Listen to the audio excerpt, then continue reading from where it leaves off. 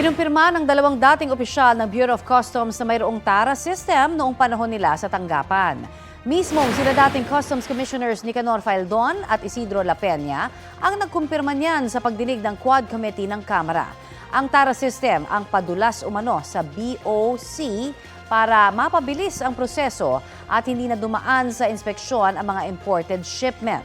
Anong dalawang opisyal, sinubukan nilang pigilan yon, pero si BOC Legal Service Director Tristan Langkay na matagal nang nasa ahensya, wala raw alam dyan.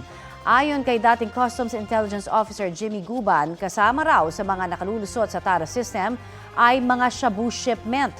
Davao Mafia umano ang may control sa BOC noong Duterte administration at hindi mga Customs Commissioner.